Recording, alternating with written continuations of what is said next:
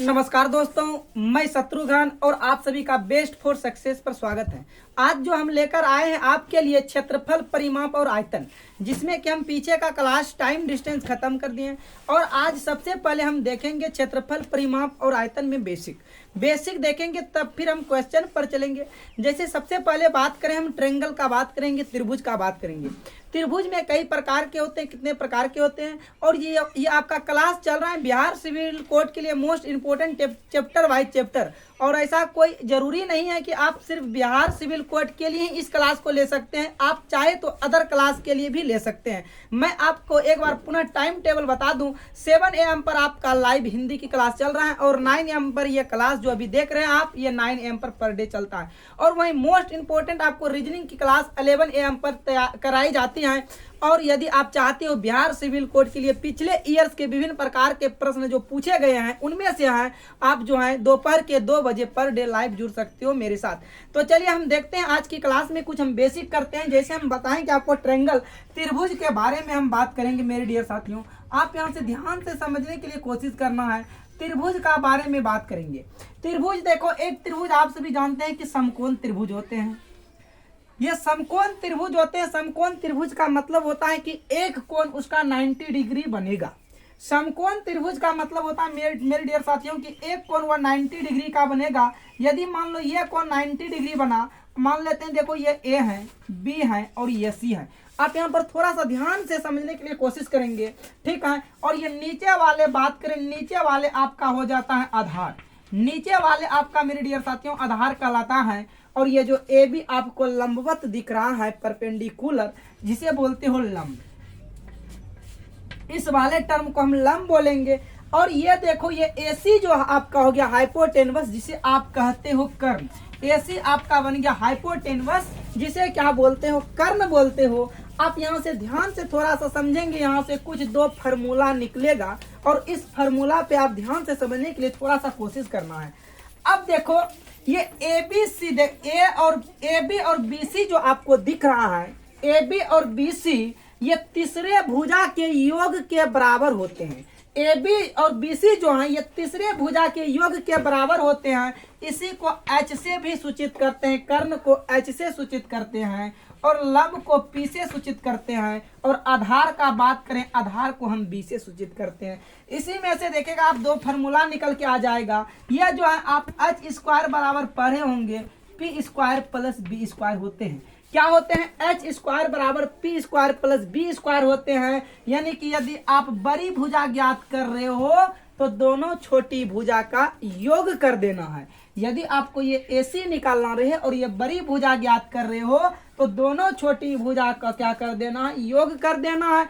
और कोई इसमें से आपको छोटी भुजा निकालना हो तो बड़ी भुजा में से एक छोटी भुजा को घटा देंगे।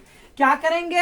यदि आप इन दोनों में से कोई एक छोटी भुजा निकाल रहे हो तो बड़ी भुजा में से छोटी भुजा को क्या कर देंगे, माइनस कर देंगे। यदि आपको बी निकालना रहे तो क्या करेंगे, बड़ी भुजा में से छोटी भुजा को घटा देंगे। क्योंकि ये जो हैं आते हैं क्षेत्रफल और आयतन में काम आते हैं। और इनके लिए देखिए आपको फार्मूला कुछ नॉलेज होना चाहिए, ठीक है ना। क्षेत्रफल और आयतन का इस तरह का फार्मूला कुछ नॉलेज होना चाहिए। ये था आपका जो था समकोण त्रिभुज के बारे में हम समझाएं।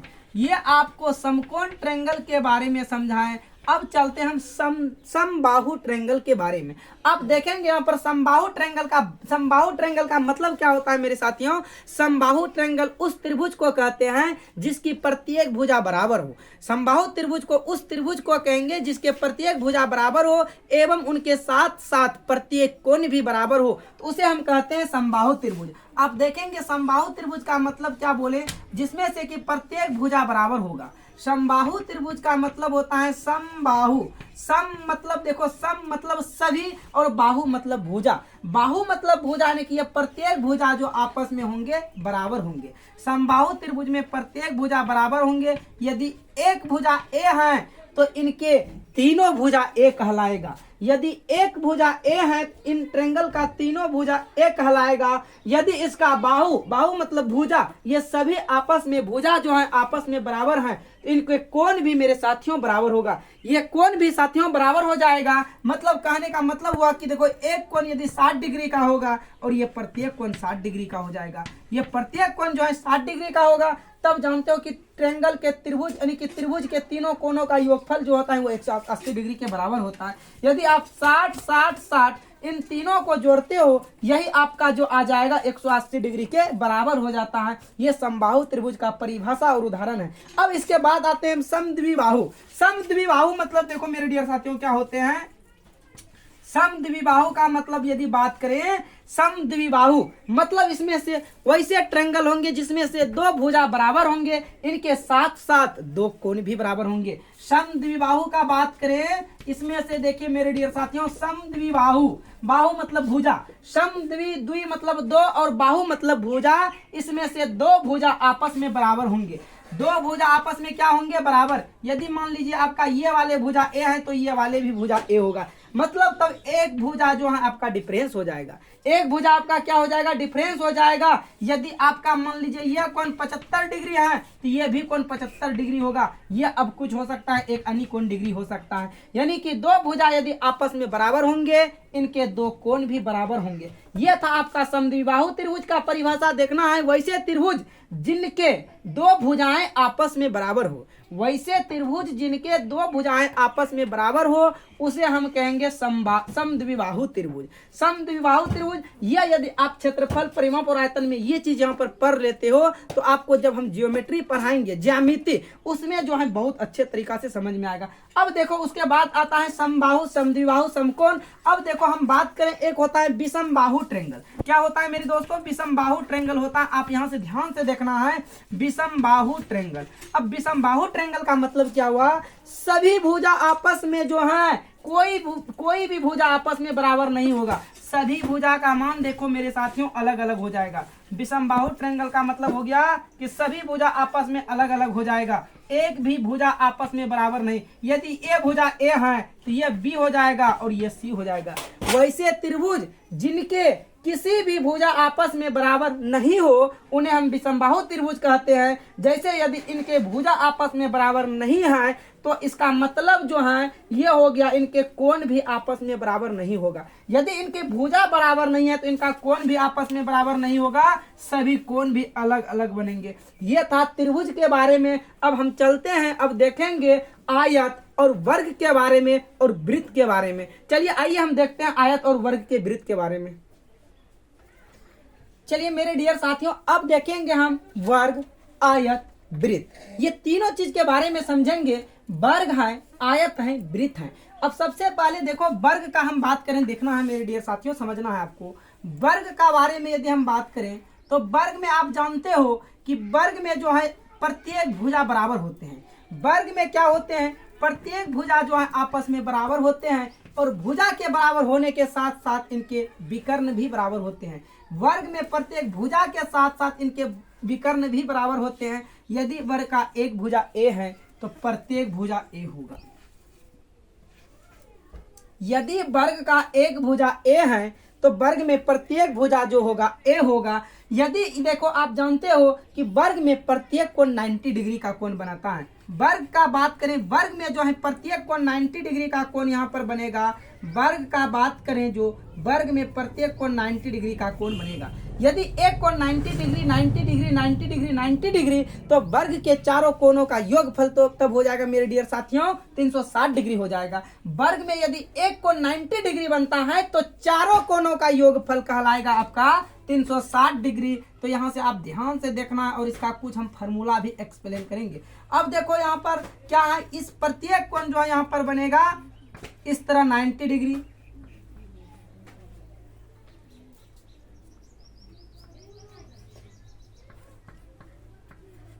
इस तरह से देखना है। वर्ग में प्रत्येक कोण 90 डिग्री बनता है। यदि देखो इसका परिभाषा क्या होता है, वर्ग के प्रत्येक भुजा आपस में बराबर होते हैं। वर्ग के प्रत्येक भुजा आपस में बराबर होते हैं और वर्ग का प्रत्येक विकर्ण भी आपस में बराबर होते हैं। यदि वर्ग का भुजा बराबर है तो यह विकर्ण जो आपको दिख रहा है AC और BD, ये विकर्ण भी बराबर होते हैं। आप देखो इसमें से आपको फार्मूला याद जरूरी होना है, ठीक है। आप फार्मूला को याद कर लेना है। कुछ हम फार्मूला लिखते हैं, जैसे आप बात करें वर्ग का क्षेत्रफल। आप जानते हो कि वर्ग का क्षेत्रफल भुजा स्क्वायर होता है, या भुजा गुना भुजा बोल सकते हो। पूछ लेता है वर्ग का परिमाप क्या होगा। वर्ग का परिमाप देखो क्या होता है। वर्ग का परिमाप आप जानते हैं 4 गुना भुजा होता है। देखो बहुत सारे फार्मूला हैं, हम यहाँ पर फार्मूला उर्मूला नहीं लिखेंगे मेरे डियर साथियों, हम सिर्फ आपको एक्सप्लेन करेंगे। और फार्मूला आपको किसी भी बुक में मिल जाएगा, उस बुक से आप देखकर और फार्मूला को याद कर सकते हो। और हम जब क्वेश्चन बताएंगे तो उस टाइम जो हम फार्मूला लेकर चलेंगे साथ में, और फार्मूला बताते चलते हैं, ठीक है। अब उसके बाद देखो हम आते हैं आयत पे। आयत का बात करें, आयत में क्या होते हैं। यदि हम आयत का बात करें तो आप बताएंगे आयत में क्या होते हैं, आयत का कैसे इमेज बनता है। आयत में देखो आप जानते हैं कि आयत में जो होते हैं आमने सामने की भुजाएं बराबर होते हैं। आयत में क्या होते हैं, आमने सामने की भुजा बराबर होते हैं। यदि आपका ये ए बी भुजा ए है तो डीसी भुजा भी ए होगा। यदि आपका एडी भुजा बी है तो ये बीसी भी भुजा ए होगा। आयत में आमने सामने की भुजा बराबर होते हैं। आयत का बात करें, सिर्फ आयत में जो है आमने सामने की भुजाएं बराबर होते हैं। ये चीज को आपको बात ध्यान में रखना है। और इनके भी विकर्ण जो है इक्वल होते हैं, इनके भी विकर्ण वर्ग के तरह ही इक्वल होते हैं। और ये भी जो है प्रत्येक कोण 90 डिग्री का बनाता है। यदि एक कोण 90 डिग्री का बनाता है तो 4 कोण आप समझ ही गए होंगे कितने डिग्री का बनेगा।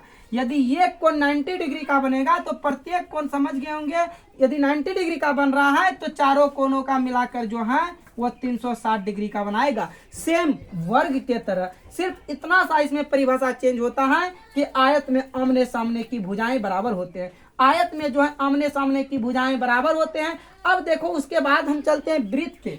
आप वृत्त को देखेंगे जरा ध्यान से, वृत्त का चर्चा करें। आप वृत्त को समझेंगे, समझने के लिए कोशिश करना है। देखो वृत्त, देखो मान लो ये आपका इस तरह से वृत्त है, ठीक है। वृत्त में देखो क्या होते हैं, एक वृत्त में केंद्र होते हैं, ठीक है। केंद्र से होकर, देखो केंद्र से होकर गुजरने वाली रेखा को सभी जानते हैं व्यास कहलाता है। यदि केंद्र से होकर कोई भी रेखा गुजरेगी तो वो व्यास कहलाएगा। यदि हम फिर यहाँ से यहाँ कट कर दें, इस तरह से इसको डिवाइड में बांट दें, इस तरह से डिवाइड में हम बांट दें तो बताओ ये 4 भागों में बांटा गया। और आप जानते हो कि एक सर्कल है और इन सर्कल का भी मान होता है 360 डिग्री के बराबर। क्योंकि 360 डिग्री के बराबर क्यों होता है, जानते हो कि यह कोण जो है यहाँ से यहाँ, यह 90 डिग्री का प्रयोग करता है। यदि प्रथम कोण 90 डिग्री का प्रयोग किया, दूसरा कोण 90, तीसरा कोण 90, चौथा कोण 90, 90 90 90 90 90 4 बार, यानी कि ये भी जो बनेगा 360 डिग्री का कोण बनाता है। वृत्त में भी जो बनाता है 360 डिग्री का कोण बनाता है। आपको ये बात का ध्यान रखना है, ये बात का आपको ध्यान रखना है, क्योंकि वृत्त में जो है प्रत्येक कोण 90 डिग्री का होता है, इसलिए तो पूरा जाकर 360 डिग्री बनता है। और ये जो आपका ये सर्कल आप दिख रहे हैं गोल गोल, ये इसी को कहते हैं परिधि, सरकमफेरेंस। इसको क्या कहते हैं, परिधि कहते हैं, सरकमफेरेंस। और ये जो केंद्र से होकर कोई भी रेखा गुजरती है वही वृत्त का व्यास कहलाता है, डायमीटर। वही क्या कहलाता है, वृत्त का व्यास कहलाता है, डायमीटर। हम देखते हैं इसके बाद और कुछ नेक्स्ट फार्मूला, जो कि आपका फार्मूला यूज होगा आयत में होते हैं, यानी कि अंदर से रास्ते हैं, बाहर से रास्ते हैं, वर्ग में अंदर से रास्ते हैं और वर्ग में बाहर से रास्ते हैं। ये 2 फार्मूला, टोटल 4 फार्मूला है। उस चारों फार्मूला पर हम बात करते हैं। आइए हम मिलकर बात कर लेते हैं। चलिए साथियों, देखिए देखो ये देखो आयत है और ये वर्ग है ना, जो कि आप फार्मूला, ये जनरल फार्मूला है और ये खास करके भूल ही जाते हैं, ठीक है ना। तो आज के बाद ये फार्मूला आप नहीं भूलेंगे, जरा ध्यान से देखेंगे, ठीक है। और जानते हो कि आयत में अभी हम कुछ देर पहले आपको बताएं कि आयत में जो होते हैं आमने सामने की भुजाएं बराबर होते हैं। तो आमने सामने की भुजाएं मिलकर कितने भुजा हुआ, 2 भुजा हुआ, किसमें, आयत में, ठीक। और वर्ग में प्रत्येक भुजा बराबर होते हैं। वर्ग में प्रत्येक भुजा बराबर हो, टोटल कई भुजा बना, 4 भुजा बना। आपको ध्यान से देखना है, इस बात को समझना है, ठीक है। तो कहता है बाहर से, यदि मान लो आयत के बाहर से यदि रास्ता होगा, अब ध्यान से सुनना है, इधर तो चढ़पड़ने को, इधर देखो, ठीक है। यदि आपको देखो, यदि रास्ता बाहर से दिया रहेगा, यदि आप रास्ता बाहर से दिया रहेगा तो उस रास्ते का क्षेत्रफल, यदि रास्ता बाहर से दिया रहेगा तो उस रास्ते का क्षेत्रफल हो जाएगा 2। देखो क्योंकि अभी हम ए लेका सुनाई नहीं दे रहा, तुमको बोल रहे, इधर देखने, इधर देखो, 2 गुना रास्ते की चौड़ाई। आपको बताया 2 गुना रास्ते की चौड़ाई। ये 2 कहां से आया, आपको बताया गया कि आयत में जो होते हैं आमने सामने की भुजाएं बराबर होते हैं वही 2 गुना रास्ते की चौड़ाई आया है। और आयत में बाबू लंबाई चौड़ाई होता है, 2 गुना रास्ते की चौड़ाई इंटू लंबाई प्लस चौड़ाई। यदि रास्ते बाहर से हो, यदि रास्ते बाहर से हो तो दिमाग में सेट कर लेना है, इस जगह जो आएगा प्लस आएगा। यदि रास्ते जो है बाहर से रहेगा तो इस जगह प्लस आएगा, बाकी बाद फिर यही 2 गुना रास्ते की चौड़ाई हो जाएगा। अब इस रास्ते की चौड़ाई इतना लॉन्ग मत मानो, ये पूरे को आप x लेकर चलो तो ये हो जाएगा 2x into L plus B plus 2x। यानी कि रास्ते की चौड़ाई आप मान लो पूरे को x, तो ये हो जाएगा बाहर से यदि रास्ता रहेगा तो रास्ते का क्षेत्रफल बराबर 2x into L plus B plus 2x। अब हम आते हैं क्वेश्चन, देखो फार्मूला 2 पे। यदि आपका रास्ता अंदर से रहेगा, यदि आपका रास्ता अंदर से रहे तो ये रास्ते का क्षेत्रफल क्या हो जाएगा, यहाँ पर देखना है। यदि अंदर से रहे तो देखो सब चीज वही रहेगा आपका, सेम हर चीज, लेकिन फर्क कहां पर पड़ जाएगा, ये जो आपको माइनस दिख रहा है प्लस के जगह क्या आ जाएगा, माइनस आ जाएगा। बाकी बात देखो, अंदर से रास्ते रहेगा, रास्ते का क्षेत्रफल, और वो किसके लिए आप उतार रहे हो, आप देखो ये आयत के लिए उतार रहे हो। आयत में आमने सामने की भुजाएं बराबर होते हैं, इसलिए आपका हो जाएगा 2 गुनी रास्ते की चौड़ाई into L plus B minus 2 गुनी रास्ते की चौड़ाई। आप इसको x कर दो, 2x into L plus B minus 2x हो जाएगा। ये आप डायरेक्ट बोल सकते हो। ये आपके लिए आयत के लिए था। ये किस चीज के लिए दिया गया था, आयत के लिए दिया गया था। अब हम देखेंगे वर्ग।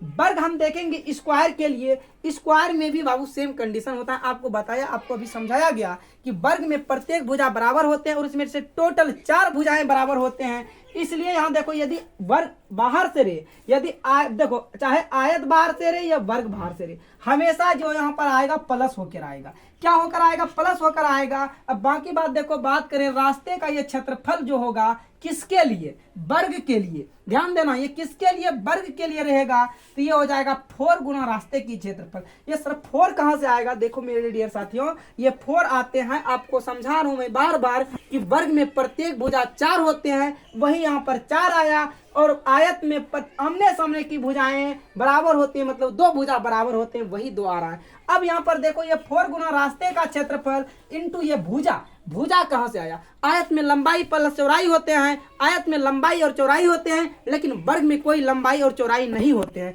वर्ग में यदि कोई लंबाई और चौड़ाई नहीं होते हैं तो वर्ग में क्या होते होंगे, भुजा तो ही होते होंगे, प्रत्येक भुजा का बात कर रहे हैं, वही भुजा आ गया। और ये प्लस रास्ते की क्षेत्रफल, यानी कि बाहर से, वर्ग के बाहर से कितना चौड़ा रास्ता है वो आपको निकालना है। तो ये हो जाएगा बाहर के लिए रास्ते का क्षेत्रफल, वर्ग के लिए 4 गुना, आप इनको x भी मान सकते हैं, रास्ते को 4 गुना रास्ते की चौड़ाई इंटू भुजा प्लस रास्ते की चौड़ाई।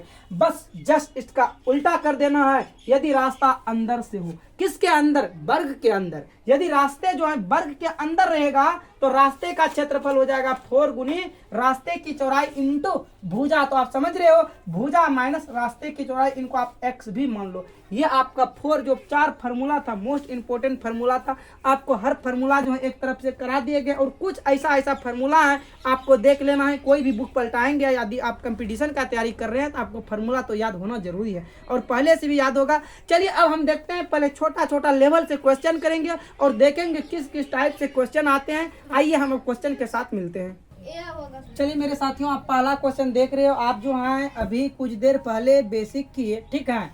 अब हम आते हैं क्वेश्चन पे, और आपके पास देखो पहला एक क्वेश्चन हम सिंपल क्वेश्चन लेकर आए हैं, ताकि जो है आपको इजी तरीके से सिखाते सिखाते हम एक हाई लेवल पर पहुंचा सके, ठीक है। ऑप्शन भी 4 हैं आपके पास, तो आप बताइए आपके जो है आंसर ABCD में से कौन सा ऑप्शन आ रहा है। देखो कहता है उस आयत का क्षेत्रफल ज्ञात करें। आयत का क्षेत्रफल ज्ञात करें जिसकी लंबाई आपको देखो मालूम है, लंबाई दिया है 4.5 सेंटीमीटर, और चौड़ाई का बात करें, देखो यहाँ पर चौड़ाई दिया है 1.2 सेंटीमीटर। आयत का क्षेत्रफल आप सभी जानते हैं, सिंपल क्वेश्चन है, ठीक है। आयत का क्षेत्रफल लगाएंगे, आयत का क्षेत्रफल होते हैं लंबाई गुना चौड़ाई, आयत का क्षेत्रफल होते हैं लंबाई गुना चौड़ाई। और देखो लंबाई आपका कितना है 4.5 गुना, और ये चौड़ाई आपका देखिए कितना है 1.2 है। अब देखो गुना कर देना है कुछ देर के लिए बाद दशमलव को भूल जा 12 पंचे 60 हो जाएगा, बरचौक 48, 48 और 6 54 हो जाएगा। अब देखो कितने अंक के बाद दशमलव था, एक 2 अंक के बाद था 2 अंक हो जाएगा। आप इसी को लिख सकते हो 5.4 और यह सेंटीमीटर गुना के रूप में हो जाएगा 5.4 सेंटीमीटर स्क्वायर हो जाएगा। आप देखो किस ऑप्शन में है, ऑप्शन ए में है मेरे दोस्तों। ऑप्शन ए जो है आपका करेक्ट जवाब हो जाएगा। चलिए आइए मिलते हैं। चलिए क्वेश्चन नंबर 2 देखो, और क्वेश्चन नंबर यदि आपसे बन गया होगा तो ये भी क्वेश्चन बन जाएगा। सिर्फ देखो यहाँ पर डिजिट का चेंजिंग है और ज्यादा कुछ नहीं है। उस आयत का क्षेत्रफल ज्ञात करें जिसकी लंबाई 6.4 सेंटीमीटर तथा चौड़ाई 1.5 सेंटीमीटर है। लंबाई आप देखो कितना है, लंबाई का बात करें देखो लंबाई है 6.4 सेंटीमीटर और चौड़ाई आपका देखो 1.5 सेंटीमीटर है। क्षेत्रफल निकालने बोल रहा है, किसका क्षेत्रफल, आयत का क्षेत्रफल, लंबाई गुना चौड़ाई। लंबाई देखो यहाँ पर आपका है 6.4 गुना और चौड़ाई है 1.5। हम क्या बताते हैं, दशमलव को भूल जाओ और इसको 15 मान लो, 15 चौकी 60 हो जाएगा और 15 चौकी 90 96 हो जाएगा। अब दशमलव को याद करो, एक अंक इधर से एक अंक इधर से, 2 अंक खत्म हो जाएगा तो यह आ जाएगा 9.6। आप इसी चीज को लिख सकते हो 9.6 सेंटीमीटर का स्क्वायर। ठीक है, अब देखो इस चीज को कैसे लिखते हैं, देखो यहाँ पर समझने के लिए कोशिश करो। ये 9.60 है, अब यहाँ से करेंगे पॉइंट रहेंगे तो यह 100 आएगा, 100 से 1 0 से कट जाएगा। फिर ये देखो ये 96/10 जो होगा आपका किसके बराबर होगा, 9.6 के ही बराबर होगा। इसलिए आप डायरेक्ट भी इसको बोल सकते हो 9.6 सेंटीमीटर स्क्वायर। देखो ऑप्शन जो है सी में है, क्योंकि क्वेश्चन नंबर एक ही के तरह था, इसलिए आपका जो है इसी तरह सेम बनेगा। चलिए हम मिलते हैं अगले क्वेश्चन। चलिए क्वेश्चन नंबर 3 देखो, उस वर्ग का क्षेत्रफल ज्ञात करें जिसकी भुजा की लंबाई 2.6 सेंटीमीटर है। बाबू देखो ये भुजा की लंबाई है, ठीक है। आप भुजा को जानते हो कि ए से सूचित करते हो, और आपको यहाँ देखो वर्ग का क्षेत्रफल निकालना है, स्क्वायर। वर्ग का क्षेत्रफल आपका आ जाएगा भुजा स्क्वायर। ठीक, भुजा स्क्वायर का मतलब आपको भुजा देखो दिया है, इसी को आप कई बार गुना करेंगे, 2 बार गुना करेंगे। और आप जानते हो कि अब जानते हैं डायरेक्ट है 26 का स्क्वायर 676 होता है। कितने अंक के बाद दशमलव 1 2 2 यानी कि 2 अंक के बाद दशमलव हो जाएगा। और आप देखो ये सेंटीमीटर था, यहाँ भी सेंटीमीटर आएगा और यहाँ भी सेंटीमीटर गुना सेंटीमीटर, सेंटीमीटर स्क्वायर हो जाएगा। देखो किस ऑप्शन में है,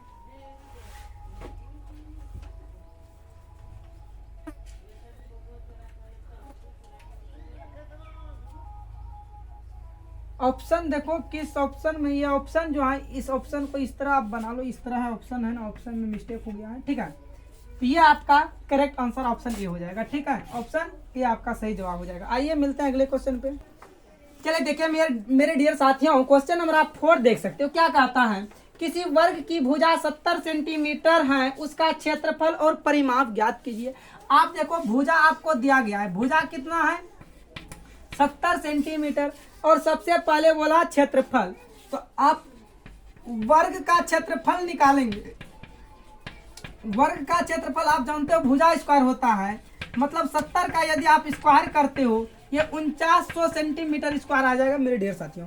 क्या आ जाएगा, 4900 सेंटीमीटर स्क्वायर आ जाएगा। उसके बाद जो है फिर निकालेंगे वर्ग का परिमाप, और जानते हो कि वर्ग का परिमाप बराबर होता है 4 गुना भुजा। आप देखो 4 गुना, और आप देख लो कि भुजा का मान आप देखो यहाँ 70 सेंटीमीटर दिया गया है, तो ये हो जाएगा 70 सेंटीमीटर, ये 7 28 280 सेंटीमीटर हो जाएगा। यानी कि 4900 सेंटीमीटर और 280 सेंटीमीटर जो ऑप्शन ए में है, करेक्ट जवाब ऑप्शन ए हो जाएगा। चलिए मिलते हैं अगले क्वेश्चन पे।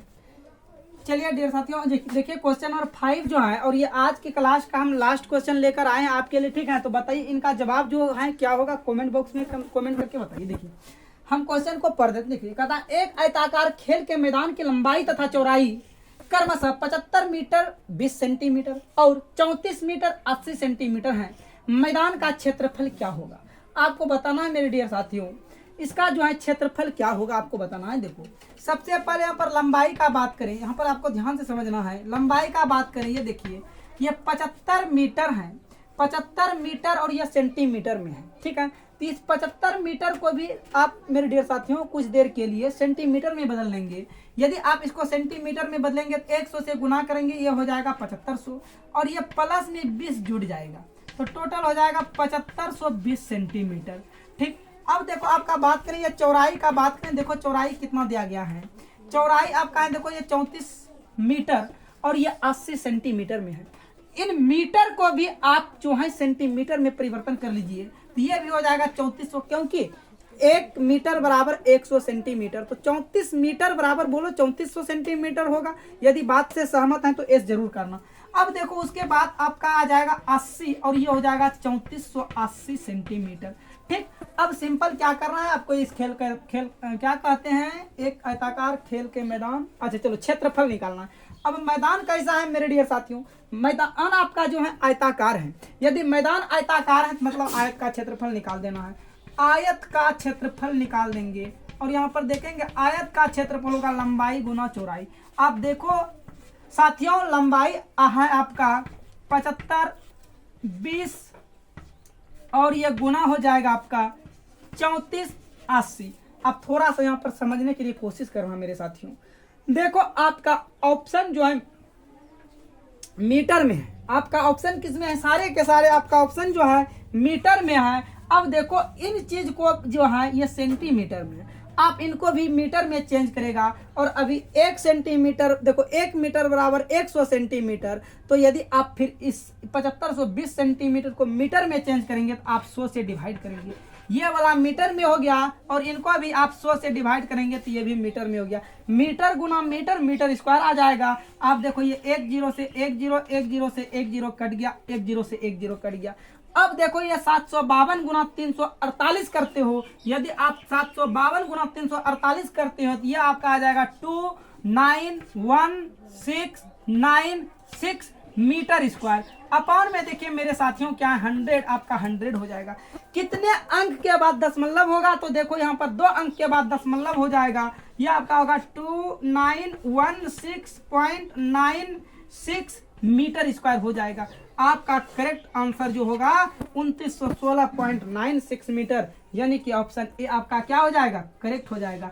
तो चलिए दोस्तों, आज की क्लास को हम यहीं पर समाप्त करते हैं। यदि आपको वीडियो अच्छा लगा है तो वीडियो को लाइक, शेयर, और जितने भी आपके पास स्टडी ग्रुप हैं, Telegram, WhatsApp, Twitter, Facebook, Instagram, आप सभी चीज़ पर शेयर कर दीजिए। और देखिए एक लाइक और एक सब्सक्राइब मेरे लिए बहुत मोटिवेट करता है, ताकि जो हम आपके लिए अच्छे से अच्छे क्वेश्चन को तैयार कर सकें और अच्छे से अच्छे आपको समझा सकें। तो चलिए आज की क्लास हम यहीं समाप्त करते हैं। All the best.